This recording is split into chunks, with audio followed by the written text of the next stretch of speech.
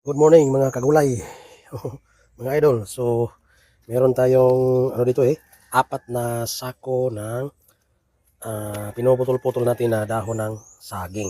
So, alam niyo ba mga idol kung anong gagawin natin dito sa inimbak natin na dahon ng saging? Kasi magta-try tayo magpatubo ng kabuting saging, yung mga mushroom, cultured mushroom. So, hinanda natin to habang naghihintay tayo ng ating binhi na binili mula kay RJ Mushroom. Shout out RJ Mushroom. So umorder tayo ng apat na pirasong binhi ng kabuting saging.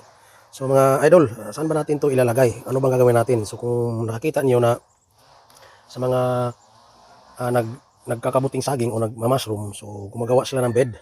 So dito sa atin, wala tayong space na malaki. So ang hirap gumawa ng bed dito. So ang gagawin lang natin, papakita ko sa inyo kung ano ang susubukan nating lagyan dito ng mga dahon. Okay, papakita natin sa inyo mga idol.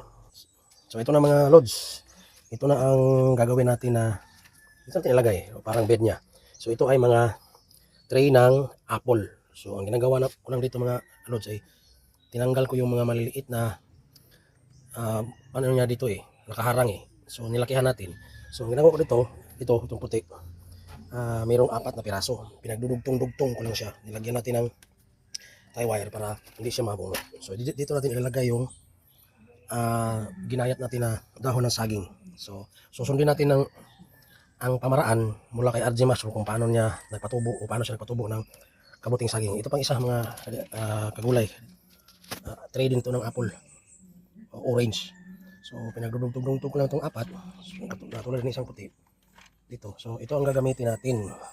So habang naghihintay tayo ng binhi, hindi natin ilalagay muna dito yung dahon kasi sabay yun.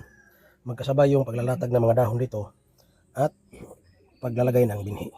So ang gagawin nating takip dito mga kalayway ay o mga kagulay ay kung alam nyo yung sako o yung plastic na pang ano ng bigas, no? So kasya dito yan. Maliliit lang to. So ito ang susubukan natin. So mayroon tayong nakikita na magawa lang ng bed silbi ng mga kabuti. Ay dito lang ginagamit nila. Oh, pero wala itong butas Ayun. So kaya kung darating na yung binhi natin, so saka pa tayo maglagay sabay yung binhi.